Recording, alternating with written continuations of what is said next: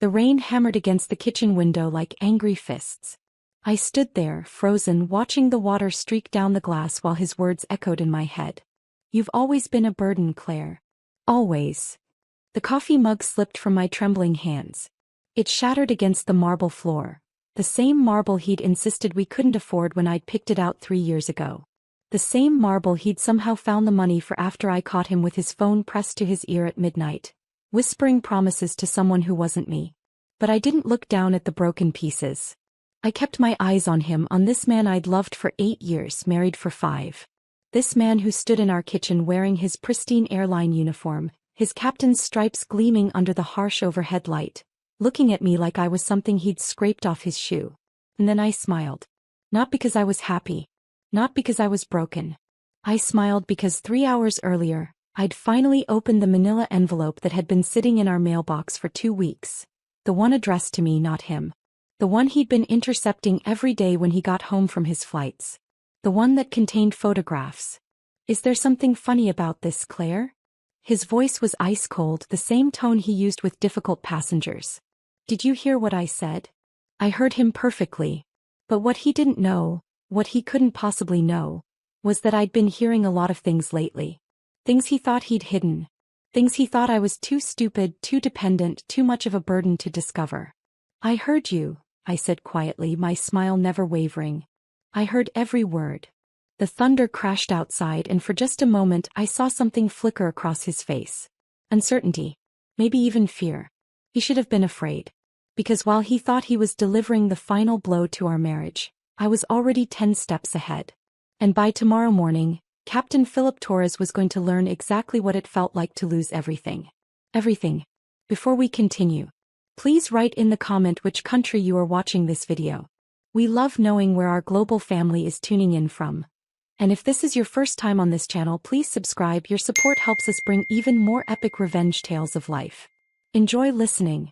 You look beautiful tonight, Philip said, adjusting his tie in the hallway mirror. His reflection smiled back at me, that same charming smile that had made me fall in love with him during a delayed flight from Denver 5 years ago. I smoothed down my black dress, the one he'd bought me for my birthday last month. Thank you. Are you sure you don't mind me coming tonight?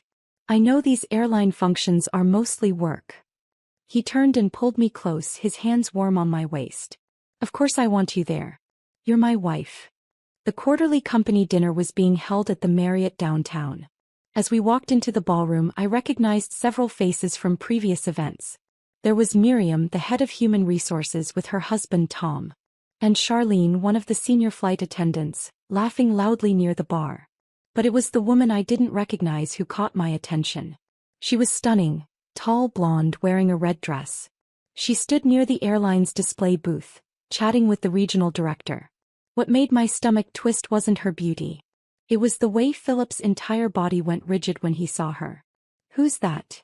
I asked casually, following his gaze. Who's who? But his voice was too light, too forced. The woman in red. By the display. He glanced over again, then shrugged.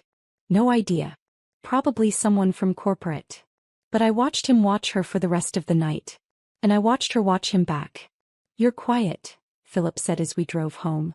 The city lights blurred past my window, reflecting my growing unease. Just thinking. About what? Nothing important. I turned to study his profile in the dashboard light. How was your trip to Phoenix last week? You seemed stressed when you got back. His hands tightened on the steering wheel. Same as always. Difficult passengers, weather delays. You know how it is. But I didn't know how it was. Because 3 months ago he'd stopped telling me about his flights. Stopped complaining about rude customers or sharing funny stories about his crew. Stopped talking to me about anything that mattered. When we got home, he went straight to his office to finish some paperwork. I went to bed alone, staring at the ceiling and trying to ignore the sound of his muffled phone conversation drifting down the hallway. That was the night I started paying attention to the things I'd been choosing not to see. The first real sign came 2 weeks later. I was doing laundry when I found the receipt in his uniform pants pocket. Dinner at La Bernardine, a restaurant so expensive I'd only seen it in magazines. 2 people. 1 bottle of wine that cost $300. The date was from his last Phoenix trip. My hands shook as I stared at the thin slip of paper.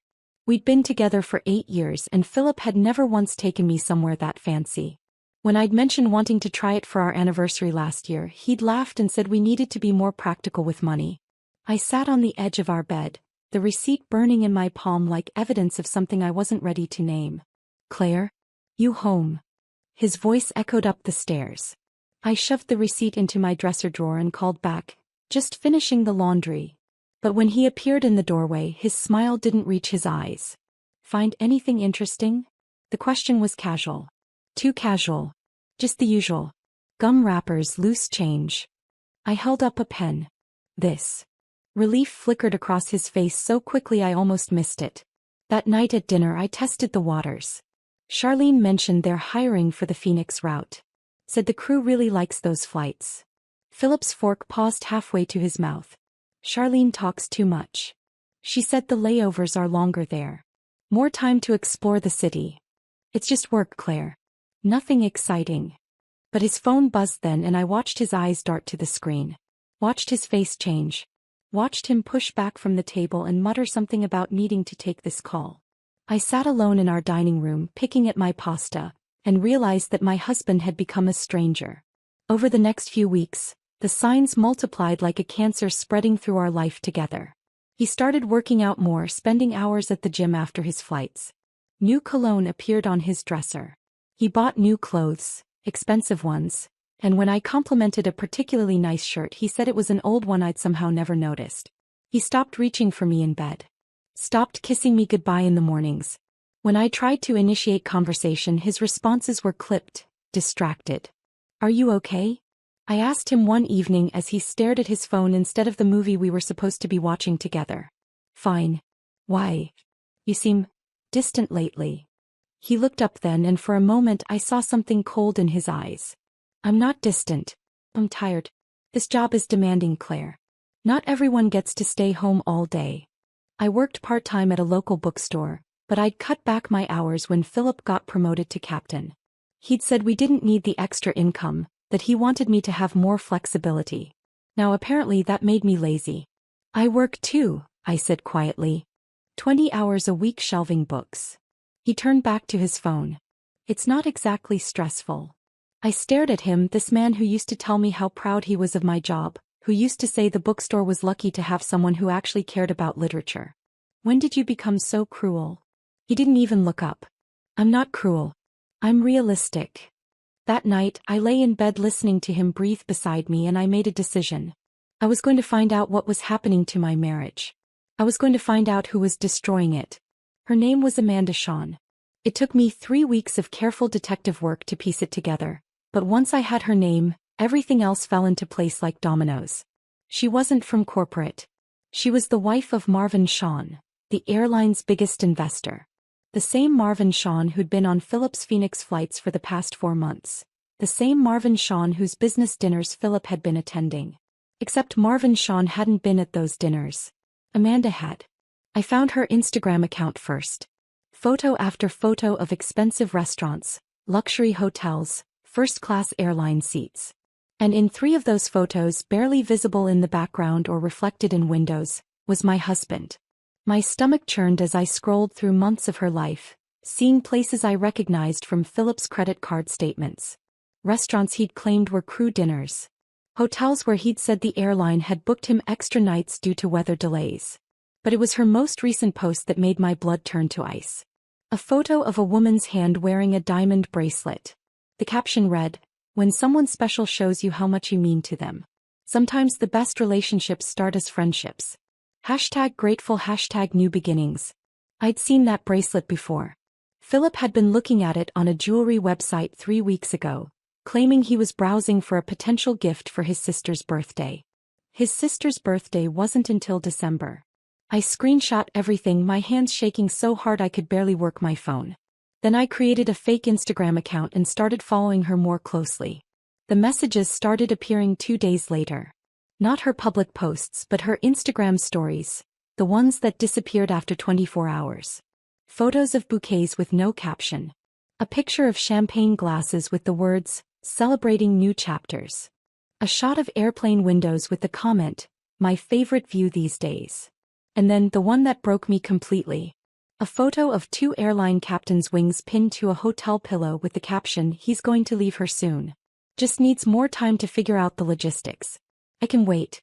What we have is worth waiting for." I stared at that image until my eyes burned, until the photo blurred through my tears. Those were Philip's wings. I'd pinned them to his uniform jacket myself on the day of his promotion ceremony.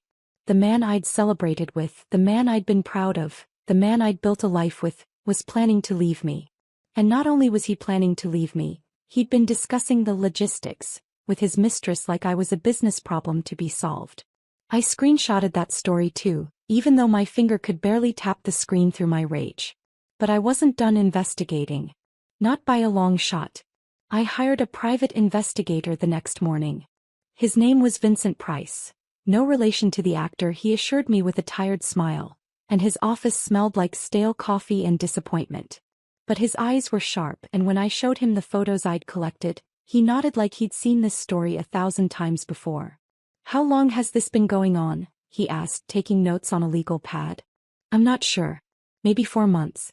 That's when his behavior started changing." "And you want me to document everything?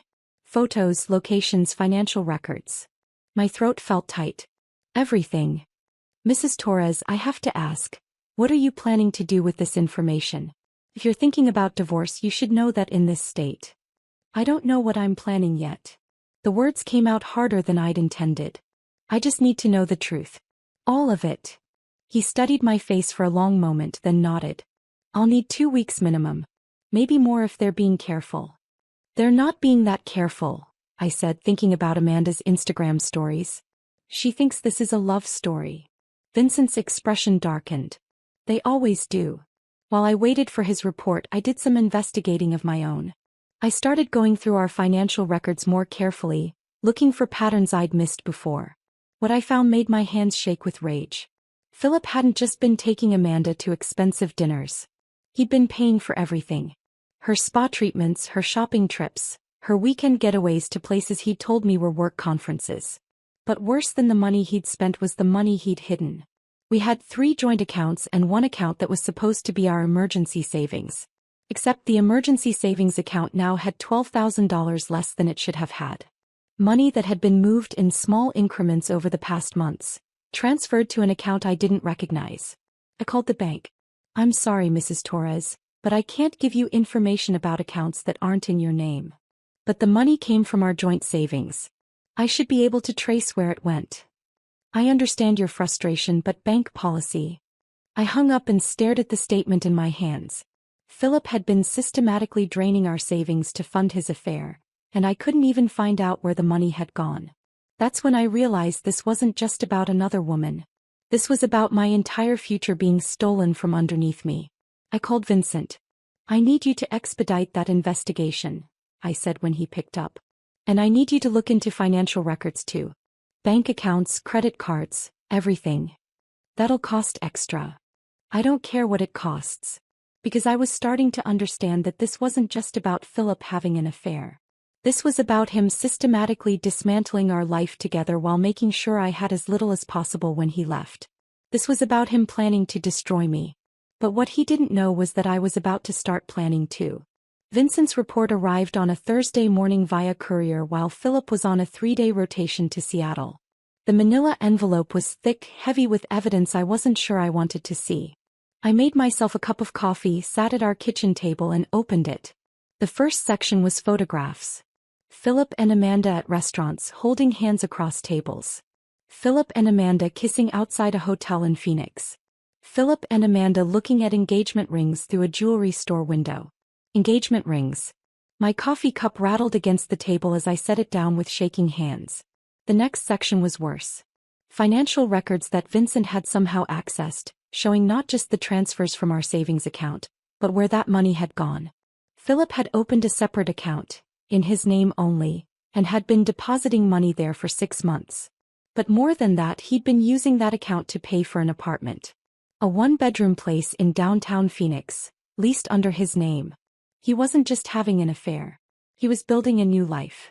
And then I reached the final section of the report and my world collapsed completely. Vincent had included copies of text messages between Philip and Amanda, obtained through methods I decided not to ask about. Messages that went back 8 months, not for like I'd thought. Messages that revealed the truth about everything. Philip, the house is almost paid off. Once I can get her to sign the refinancing papers, I can access the equity without her knowing. Amanda, are you sure she won't suspect anything? Philip, Claire's not exactly the suspicious type. He trusts me completely. Always has. Amanda, what about her job? Won't she fight for alimony? Philip, what job? She works part-time at a bookstore. Any lawyer would see she's been living off my income for years. I'll make sure she comes out looking like a gold digger. Amanda, I still think we should wait until after the divorce to make things official. Philip, why? She's going to find out eventually anyway. Better to just rip off the Band-Aid. Amanda, I just don't want her causing problems for us. Philip, what's she going to do? She has no money of her own, no real career, no leverage. She's completely dependent on me. Always has been. Amanda, poor thing. She really has no idea, does she? Philip, none. And by the time she figures it out, it'll be too late. I read those messages 4 times, each time feeling like someone was squeezing my heart with a fist. This wasn't just betrayal. This was calculated destruction. Philip hadn't fallen out of love with me. He'd been planning to financially ruin me while publicly humiliating me, all while making sure I looked like the villain in our divorce. The refinancing papers. I remembered those. Philip had presented them to me 6 weeks ago, saying we could get a better interest rate and lower our monthly payments. I'd signed them without reading the fine print because I'd trusted him. Because I'd been stupid enough to trust him. I called Vincent. How bad is it? He asked without preamble. Worse than I thought. My voice sounded hollow even to myself.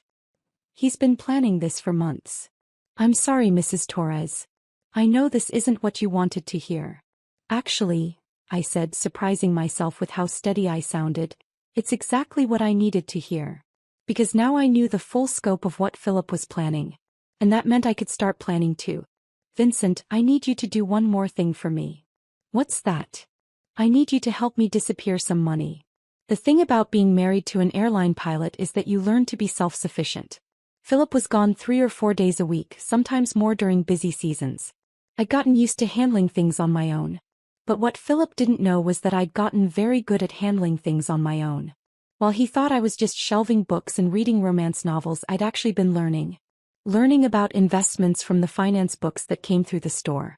Learning about real estate from customers who were agents and developers. Learning about business from the entrepreneurs who browsed our small business section. And most importantly, learning about technology from Nina, the 22-year-old college student who worked evenings at the bookstore. You want me to teach you what? Nina stared at me over her laptop screen, her purple hair catching the afternoon light. Digital forensics. How to recover deleted files, trace online activity, that sort of thing. That's like advanced stuff, Claire. Why do you need to know? She stopped, studying my face. Oh. I'm so sorry. I'd never told Nina about Philip, but she was smart enough to put the pieces together. Can you teach me or not? I can teach you some basics, but if you really need serious help. She hesitated.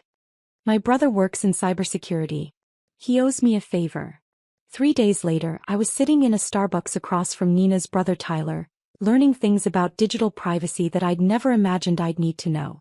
First rule, Tyler said, sliding a new smartphone across the table to me. Never use your regular devices for anything you don't want tracked. This phone is clean, paid for with cash, registered under a fake name. Is this legal? Everything I'm teaching you is legal. Whether you use it legally is up to you. His eyes were serious behind wire-rimmed glasses. But if someone is planning to financially abuse you, you have every right to protect yourself. Over the next 2 weeks, Tyler taught me how to set up untraceable email accounts, how to access financial information Philip thought was hidden, and most importantly, how to document everything without leaving digital footprints. While Philip was on his flights, I was busy becoming someone he wouldn't recognize.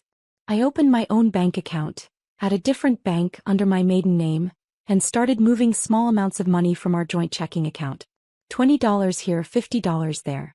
Amounts too small to trigger alerts but enough to start building my own safety net. I made copies of every important document in the house and stored them in a safety deposit box Philip didn't know about.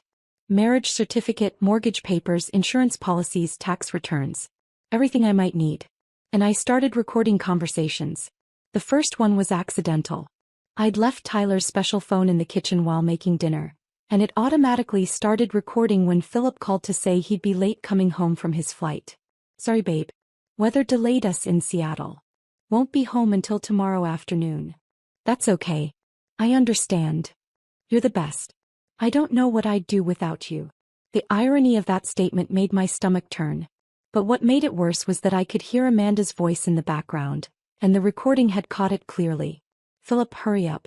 Our dinner reservation is in 20 minutes. He wasn't delayed in Seattle. He was with her, probably in Phoenix, lying to my face while planning his new life. But now I had proof. Over the next 3 weeks, I collected more evidence than Vincent had ever managed to gather. I had recordings of Philip making plans with Amanda. Screenshots of text messages he'd deleted but which Tyler had taught me to recover. Bank statements showing the pattern of transfers he thought I hadn't noticed. And most importantly, I had documentation of every lie he'd told me, every manipulation he'd used, every way he'd tried to make me feel small and dependent. Because I was starting to realize that the financial abuse was just the beginning. Philip had been psychologically conditioning me for months, making me doubt my worth, my intelligence, my ability to survive without him. He'd been grooming me to accept being destroyed. But what he hadn't counted on was that I'd spent my whole life surrounded by stories. I'd read thousands of books, watched countless movies, absorbed narratives about people who fought back against impossible odds. And now it was time for me to write my own story. I chose the moment carefully. Philip had just returned from another delayed flight from Phoenix, though I knew from tracking Amanda's Instagram that they'd actually spent 2 days at a luxury resort in Sedona. He was in a good mood, probably high on the adrenaline of living a double life. He found me in the kitchen making his favorite dinner like I'd done hundreds of times before. "Smells amazing," he said, kissing my cheek in a gesture that felt like sandpaper against my skin. "You're incredible, you know that? Just taking care of my husband." I smiled up at him, the same trusting smile I'd been giving him for 8 years. "I'm lucky to have you." "Yes," I said softly. "You are." We ate dinner talking about nothing important. Philip told me fabricated stories about his flights and I pretended to believe them. I asked about his crew members and he invented details about people who weren't there. It was like watching a master class in deception.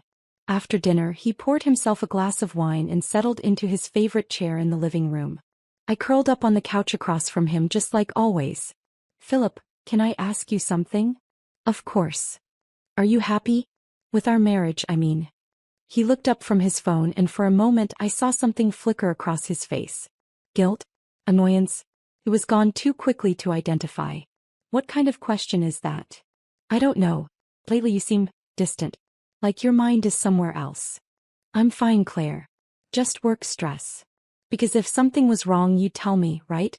If there was someone else or if you weren't happy you'd be honest with me." Now his whole body went tense. "Why are you asking me this?" "I'm just scared sometimes. Scared that I'm not enough for you." The words came out exactly like I'd practiced them. Vulnerable, needy, desperate. Everything he'd been conditioning me to feel. And his response was exactly what I'd expected. "Claire, you're being paranoid. There's no one else. I'm committed to this marriage." He said it while typing something on his phone. While texting Amanda, probably based on the little smile that played at the corners of his mouth. "You're right. I'm sorry. I don't know why I'm being so insecure." "It's okay." He reached over and patted my knee like I was a nervous dog. "You just need to trust me more." "I do trust you. Completely." "Good." He went back to his phone.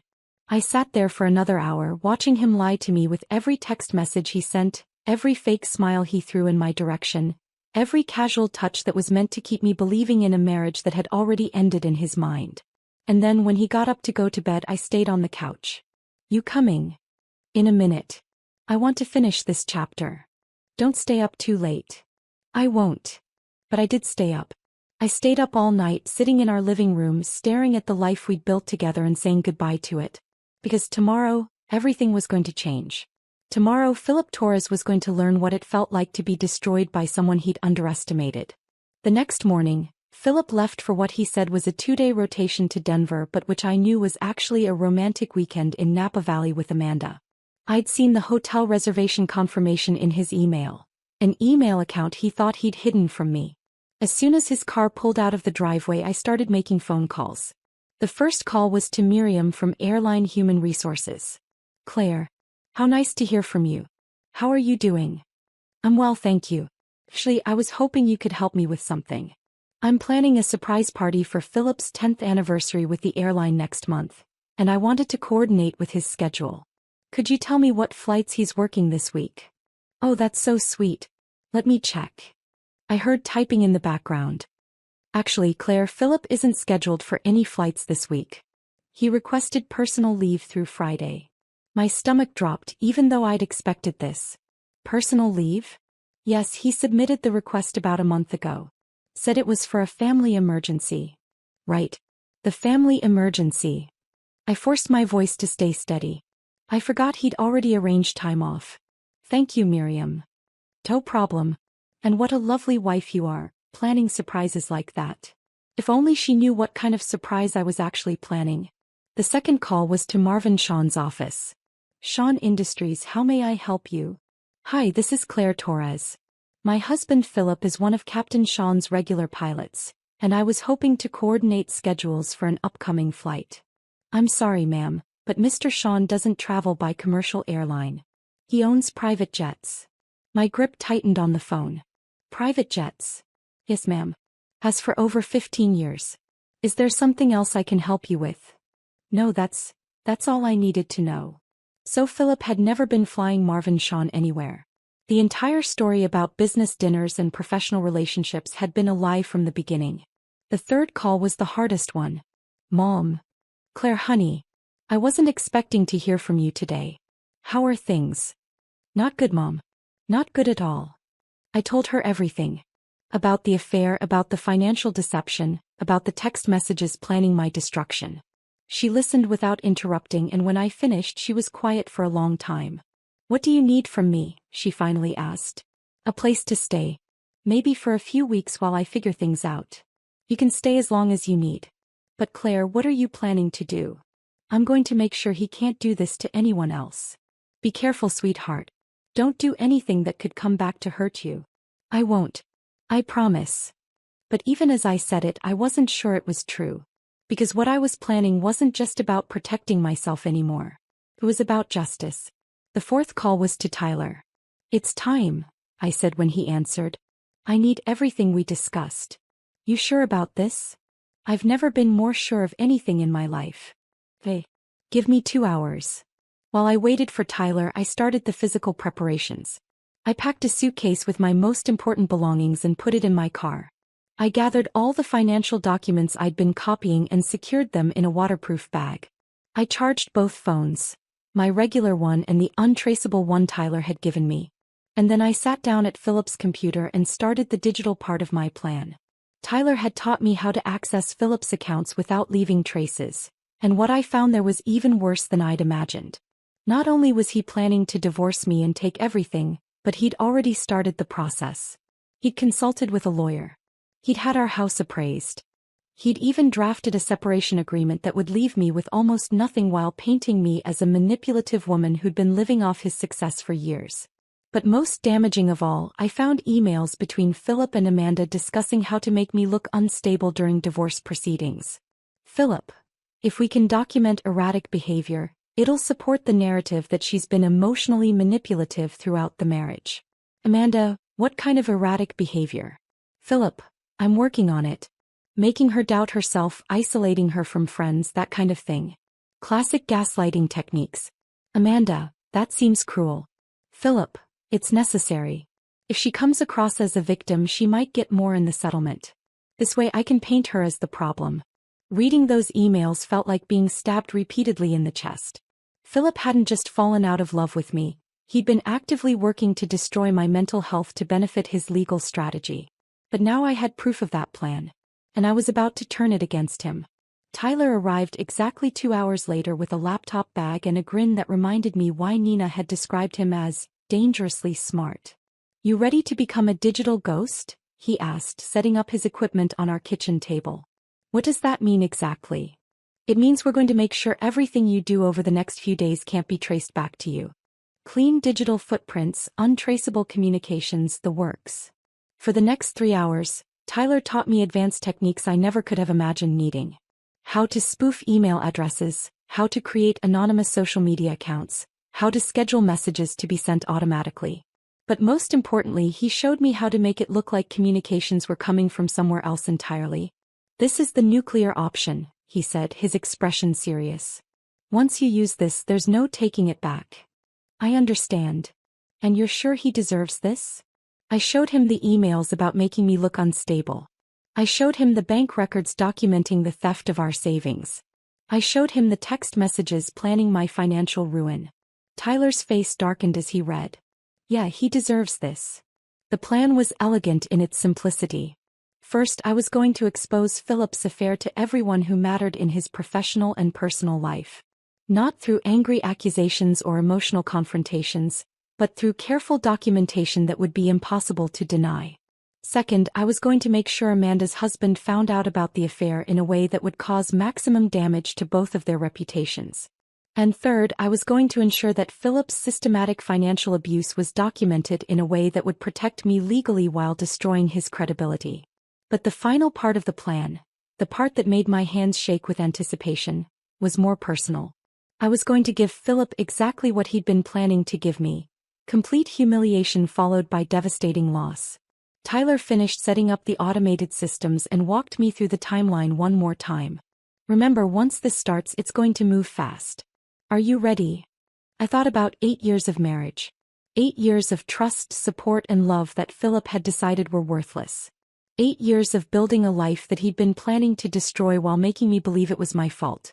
I'm ready. Then let's burn it all down.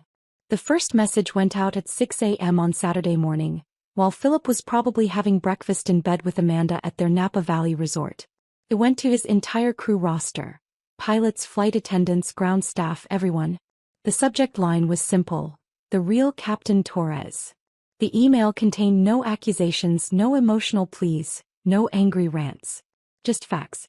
Screenshots of text messages between Philip and Amanda discussing their affair. Photos of them together at restaurants and hotels. Bank records showing Philip using company travel allowances to fund personal trips with his mistress. And most damaging of all, audio recordings of Philip lying to airline management about his whereabouts while he was actually on romantic getaways. At 6:15 a.m., the same information went to Miriam in Human Resources and the airline's Ethics Committee. At 6:30 a.m., it went to Marvin Sean's office, along with photos of Amanda wearing jewelry that had been purchased with Philip's stolen money and a detailed timeline showing how Philip had been using Sean's name to cover his tracks. But the message that made me smile the most was the one that went to Amanda's husband. I'd found Richard Sean through Amanda's social media, a successful businessman who clearly adored his wife based on his frequent posts about their perfect marriage. The message I sent him was different from the others. More personal. Mr. Sean, I know this will be difficult to read, but I believe you deserve to know the truth about what your wife has been doing for the past 8 months. Attached you'll find documented evidence of an ongoing affair between Amanda and my husband, Philip Torres. The evidence includes photos, text messages, and financial records showing that their relationship has been funded through money stolen from my family's savings account. I'm sending this to you not out of revenge, but because I believe we both deserve better than partners who would betray us so completely while making us complicit in our own humiliation. I wish you strength in whatever you decide to do with this information. Sincerely, Claire Torres. By 7 a.m. the digital bombs had been deployed. Now all I had to do was wait for them to explode. I didn't have to wait long. His phone started ringing at 7:23 a.m. I watched from the kitchen window as he answered it in the driveway, probably having just returned from his romantic weekend. I could see his face through the windscreen of his car, watch it transform from confusion to horror to panic. He hung up and immediately called someone else. Then someone else. Then someone else. By the time he walked through our front door, he looked like a man who'd just watched his entire world collapse. Claire. His voice was shaky, uncertain. We need to talk. I was sitting at the kitchen table, calmly eating breakfast and reading a book. I looked up with the same trusting smile I'd been giving him for 8 years. Good morning, honey. How was Denver? His face went white. It wasn't. I wasn't in Denver. Oh. I tilted my head, feigning confusion. Where were you then? Claire, I think someone is trying to sabotage me. Someone sent out emails to people at work, emails with photos and private messages. What kind of photos? He stared at me, searching my face for any sign that I knew what was happening. But I'd had months to practice this performance. Photos of me with someone else. Someone else. I let the book fall closed, my expression shifting to concern. Philip, what are you talking about? God, Claire, I've been having an affair. The words hung in the air between us like smoke. I sat very still, letting them settle, letting him see the exact moment when understanding crossed my face. An affair. My voice was barely a whisper. I'm so sorry. I never meant for it to happen. It developed over time and I didn't know how to stop it. I stood up slowly, my hand pressed to my chest like I was having trouble breathing. How long? Claire. How long, Philip? 8 months. I sank back into my chair and for the first time in this conversation, my reaction was completely genuine. Because even though I'd known the truth for weeks, hearing him say it out loud still felt like being kicked in the stomach. 8 months, I repeated numbly. I know how this looks, but I swear to you I was going to end it. I was going to choose our marriage. Were you? I looked up at him and something in my voice must have changed because his expression shifted. Yes. Absolutely. Even though you've already hired a divorce lawyer? The color drained completely from his face. How do you? Even though you've had our house appraised and opened a separate bank account? Claire, I can explain. Even though you've been stealing money from our savings to pay for an apartment in Phoenix? He took a step backward, his eyes wide with something that looked like fear. Even though you've been planning to make me look unstable during divorce proceedings so you could take everything and leave me with nothing? The silence that followed was deafening. Philip stood frozen in our kitchen, staring at me like I'd grown a second head. Who are you? He whispered. And that's when I smiled. The same smile I'd given him 3 hours earlier when he'd called me from the driveway, panicking about emails he couldn't understand. I'm your wife, I said softly. The woman you've always underestimated. Did you send those emails? I sent a lot more than emails, Philip. His phone started ringing again. He ignored it. What have you done? I've done exactly what you were planning to do to me.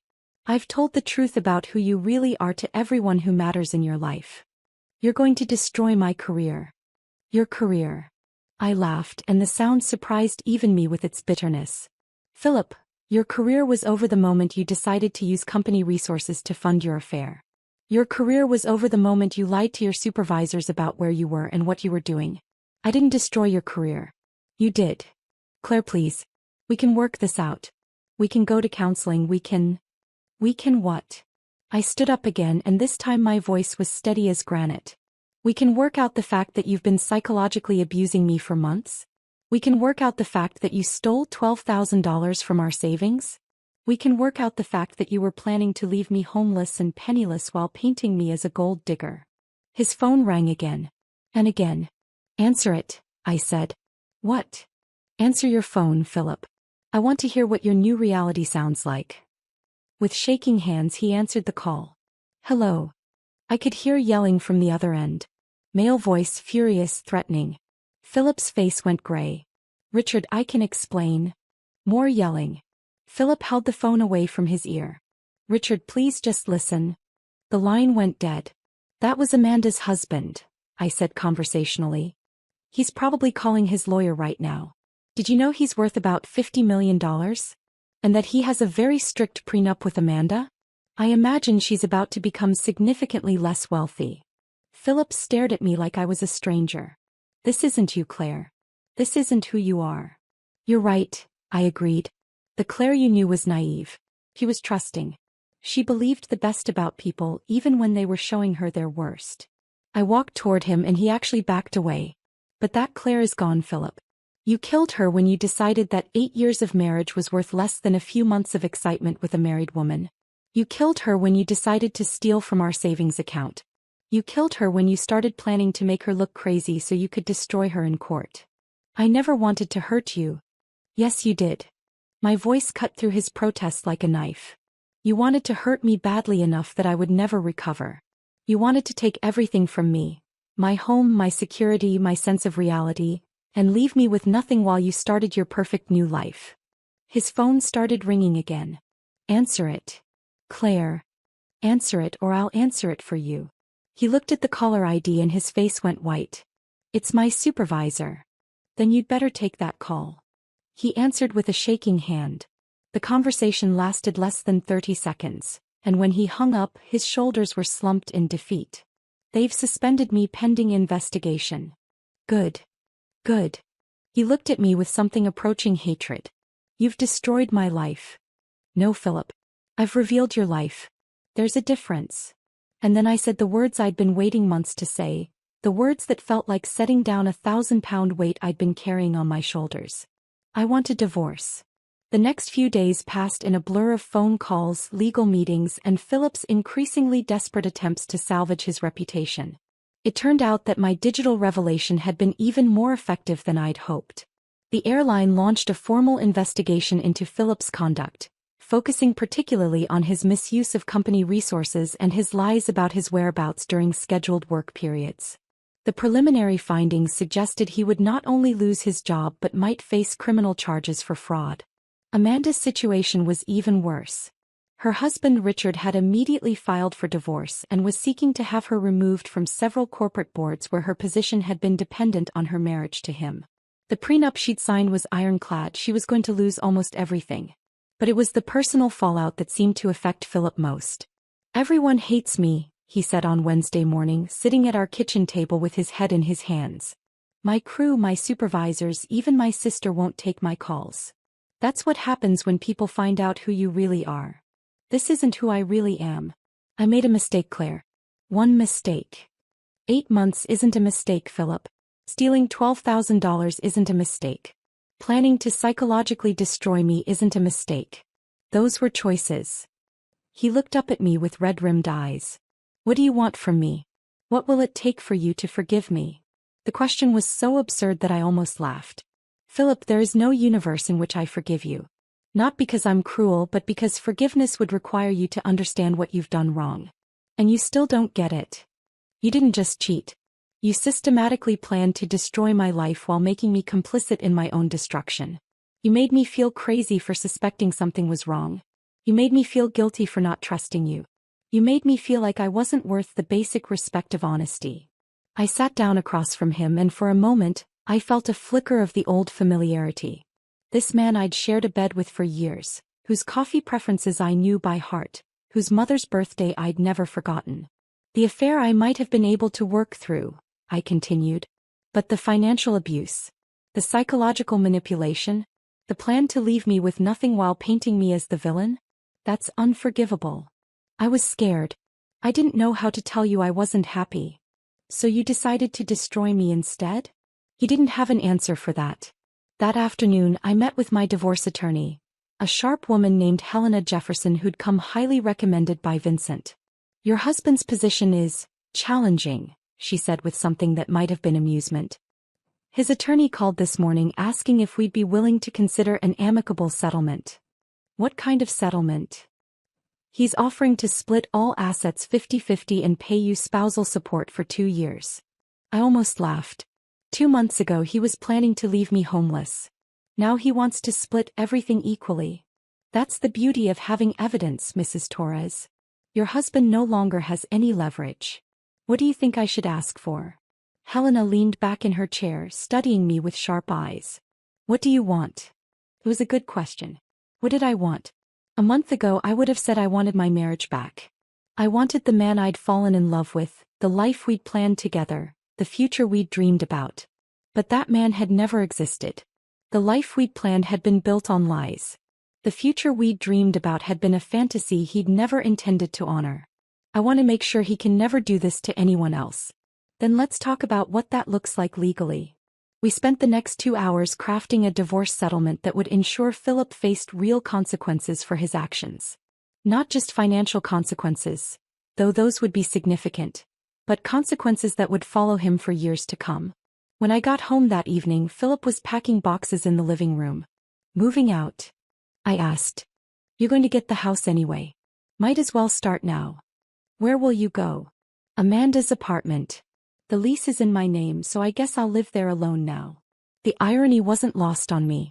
The apartment he'd rented for his new life with Amanda was now going to be the place where he'd live with the consequences of destroying that life. Philip. He looked up from the box he was packing. Do you understand now? What you did to me? He was quiet for a long moment. I know you think I'm a monster. I don't think you're a monster. I think you're a man who made selfish choices and convinced yourself that the damage you caused was justified because you wanted something different. That's not. You looked at our marriage and decided it wasn't enough for you. That's your right. But instead of being honest about that, you decided to take what you wanted while destroying me in the process. You decided that your happiness was worth my complete destruction. He finished taping the box and stood up. I never wanted to destroy you. Then you should have thought about that before you started planning to do exactly that.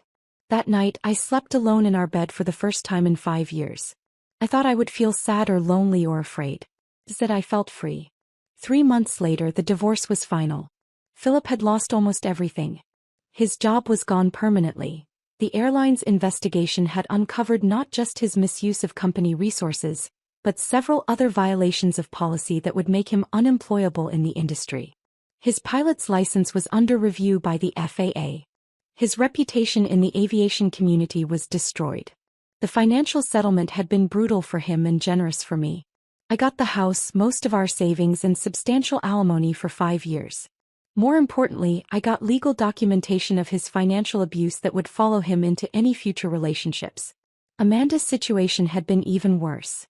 Her divorce from Richard had been swift and devastating. She'd lost her home, her social standing, and most of her wealth. The last I'd heard, she was working as a flight attendant for a regional airline, living in a studio apartment and trying to rebuild her life from nothing.